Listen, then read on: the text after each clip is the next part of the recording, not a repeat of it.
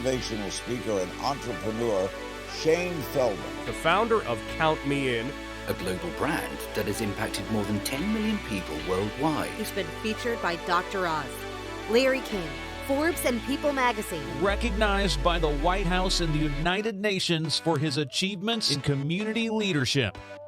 He has literally traveled across the globe researching the most innovative examples of community. It is my pleasure to introduce to you Shane Feldman.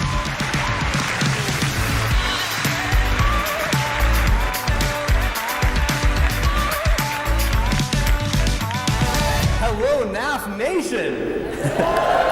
It is such an honor to be here. NAF Nation, let me ask you, are you ready to take your community, your work, your life to the next level? Are you ready? When you think of the future, what do you feel? Anyone feel nervous, confused, intimidated, maybe a little scared? Well, this gentleman's hand shot right up. He's terrified. It's going to be okay, sir. I promise. We'll get through this together. He's right, though. You know, we are. We're living in some scary times. You want to hear about a scary time? I was invited to a baby shower. So I thought back to my childhood and how excited I got to pick a book off my bookshelf for my mom and I to read at night. So I went out and got this bundle of the most classic children's books, brand new hardcovers, wrapped them up, put a nice little bow on top. I went over to the baby shower, went over to set them down on the gift table, and right next to mine, an iPad. An iPad. This baby's just born. Doesn't know how to do anything yet, an iPad. What's he gonna do with it? It's heavier than he is.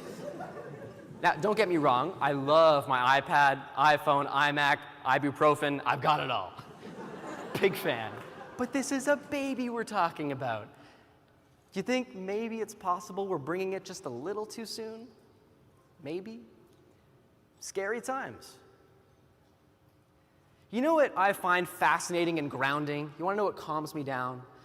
When I remind myself that we have far more control over the future than we often realize. Don't we? I mean, the future isn't written for us. We get to create it. I think it's our greatest responsibility, our greatest opportunity to be future ready. You look around today and everything is different. Things are changing at a dizzying speed and everything is instant. Instant messaging, instant dates, instant access to movies and TV shows. When I was little, all I remember were instant noodles. That was it. That was innovation. But not anymore. Innovation has taken on a whole new chapter. For example, who in this room is on Tinder, Bumble, Grindr, JDate, Christian Mingle? You don't have to wait till Friday night to meet someone at the bar. You just swipe. Anytime, day or night. You don't have to wait a week to watch the next episode. You can binge an entire season in one day. And we've all done it. Right? This instant culture may have started with my generation, the younger millennials, Gen Yers, but it has seeped out into every other generation now too. Nobody's safe. It's like a disease. Don't get me wrong, I do not think technology is a disease. I actually think it's awesome. The access we have to information and opportunity today is unprecedented. It feels like anything is possible, doesn't it? And when I say anything, I mean anything. Never mind self-driving cars. Just before I came out here, I got a text from my 85-year-old grandmother that included emojis and animated confetti. Right? I know. And while that's awesome, I realized it didn't feel the same as receiving a handwritten card from her. And it definitely didn't feel the same as sitting across the table from each other. An emoji can't hug us. An emoji can't shake our hand or look into our eyes. And it can't replace those feelings. Now, I love technology. I mean, of course, look at me. I was born in the early 90s. I've been surrounded by tech for half my life, but we are all surrounded by the digital era now. All of us. We're all waiting for that next phone to be announced, for that next great app to be released. And I think technology is great. Digital is great. We should celebrate it, use it as the tool that it is. But without the foundation of our relationships with each other offline, we lose the meaning. Without the foundation of our relationships with each other offline, we lose the meaning. I remember as a little kid playing on the porch with my mom and reading books. It was always books and trains. I loved books and trains. Or a book about trains, even better.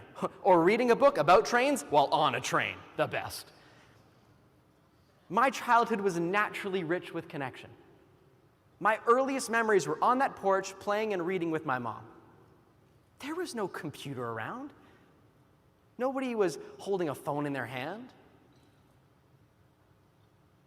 That's why I thought to bring books to the baby shower and not an iPad. We all want to feel connected. As human beings, we are hardwired for connection.